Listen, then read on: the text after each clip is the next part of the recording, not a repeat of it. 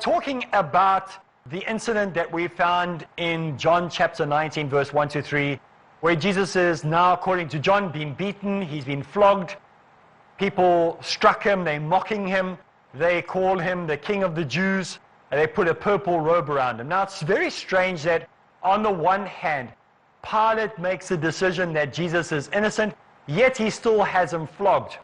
It seems that he may have thought that being a non-Jew himself, that if he was to just simply flog Jesus, then the crime would be forgiven by the people and there would be no reason to go any further. And if he had just flogged him, the crowd would be satisfied and they'd all go home and prepare for this very, very important religious festival that they will all come there for. But it is interesting to look at what the text actually says. And Jesus came out wearing a crown of thorns and a purple cloak. Behold the man, said Pilate to the people.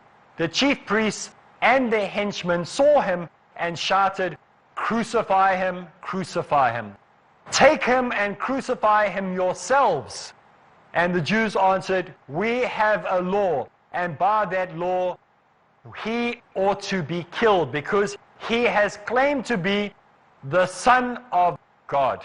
When Pilate heard what he had said, he was afraid, and even he grabbed him and took him to the headquarters and asked Jesus, where have you come from?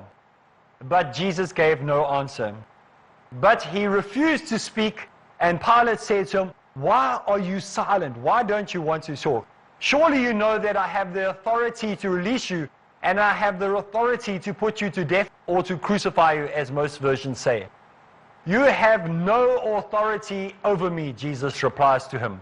If it had been granted you from above, and the deeper guilt lies with the man who has handed me over to you. So this is the type of dialogue that Jesus is having in John chapter 19 from verse 5 onwards.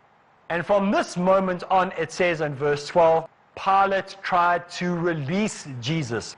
So Pilate is doing his utmost to release Jesus from the accusations and the insinuations that are being made by the people around him at that time. So Pilate tries as much as he can to release Jesus, but somehow he accepts the demands of the Jews. As John would describe, the high priests and the crowd are quite unstable, and so he does not want to cause a riot or a problem. He himself does not care. He does not care about the Jewish law, the Jewish Sharia. He doesn't care what blasphemy has been broken right at this point. He doesn't care. He was a pagan Roman himself, and he doesn't care whether somebody claims to be the Son of God or God himself. And he would not find that a capital offense. He would not find it a capital offense. Since he had Jesus flogged in the hope that this would somehow appease and satisfy and pacify the people, that was enough for him. He went over the head of the chief priests and addressed the crowd directly in hope that it would help release Jesus. You see, he had no right to actually address the people. It was actually the chief priests who had the right to address the people directly. But he thought, well, if he goes and addresses the people directly, they would surely want to release Jesus. But as always in the Gospels, there are angels, miracles, and the like. All of these serve the Gospel writer himself when he does whatever he does when he writes these things. And even though 3 of the Gospels do not mention it, Matthew has another reason why Pilate and the superstitious Roman would not want to harm Jesus. And he has in his version, while Pilate was sitting in the court, a messenger came with a message from his wife. And this can be found in Matthew chapter 27. Have nothing to do with this innocent man. I have much trouble on his account because I had a dream of him last night. His wife sends this message to Pilate saying. So this is the information that we get from this. It is unfortunate that due to later doctrinal problems, much of the literature, the scriptures, the rival churches' writings were destroyed on pain of death. So we actually don't know too much of what the other versions of the writers would have had about the same instance. So we only have the 4 Gospels writing their different versions, but even with these 4 Gospels, we see that they often write things in that the other 3 do not have. Now, some of the literature was, however, shall we say, miraculously saved.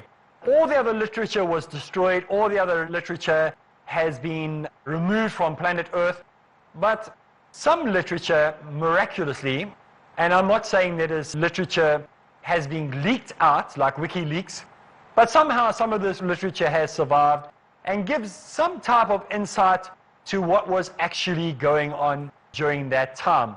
And some of this literature that has survived, in fact it's just a small little letter, is a bit of apocryphal literature. And it is called the Letter of Herod and Pilate. Now, the Letter of Herod and Pilate, which is recorded in a Syriac manuscript, is now housed in the British Museum. And according to this, Tiberius Caesar was afflicted with a disease, and having heard of the miraculous healer Jesus, was interested to do a miracle and cure him of his disease.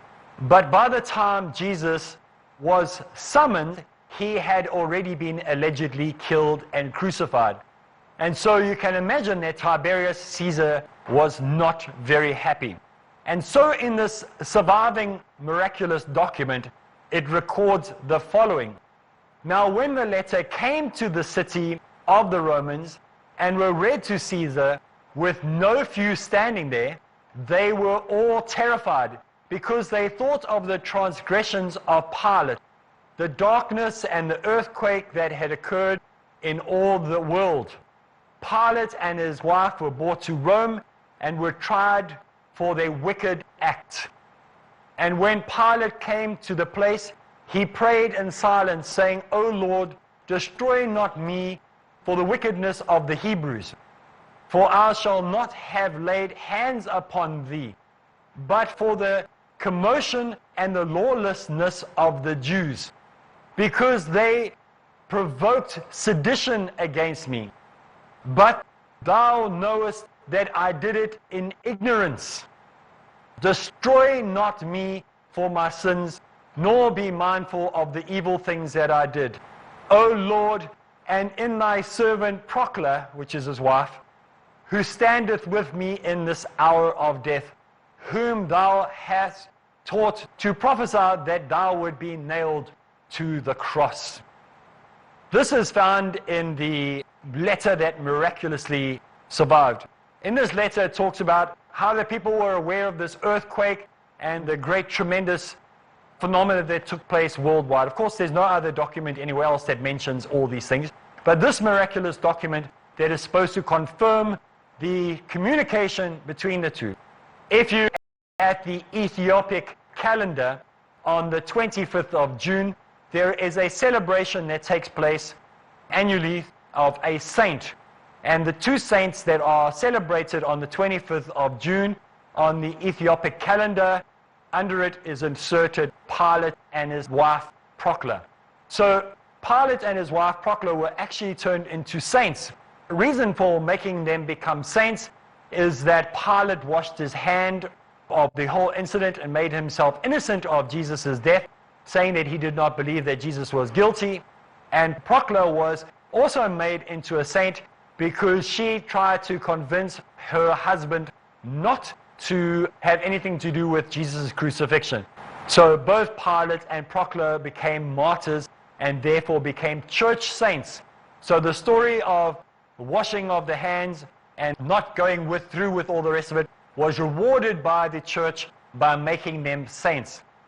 But this is just one of perhaps hundreds of thousands of documents that circulated in the next 3 centuries, including the many various documents that were flourishing in that period of time. But these books, many of them were destroyed, many of them were not accepted, many of them are sitting even to this very day in universities and colleges in Palestine and Israel and other places of the world, and have not been released publicly. Some of them have been.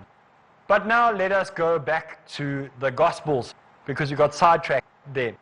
In John chapter 16 verse 2 it says, But the Jews kept shouting, "If you let this man go, you are not a friend of Caesar. Any man who claims to be a king is defying Caesar."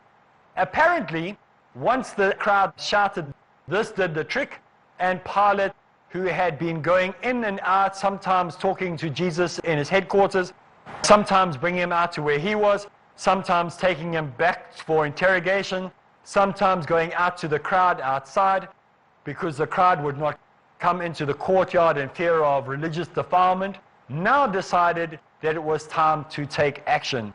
He could not dare to have taken action before, but when he suddenly realized that what the people said was going to cause trouble, then he was prepared to take action at this point.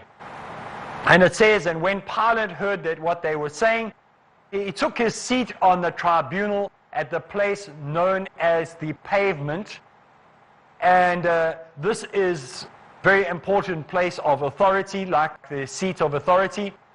And it was there at the evening of Passover. It was the evening of Passover when he did it. Some versions say it was Friday of the Passover about noontime.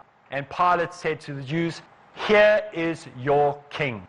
And we'll continue from this point, inshallah, when we continue in the series. So from me, Areeb Islam, assalamu alaikum wa rahmatullahi wa barakatuh.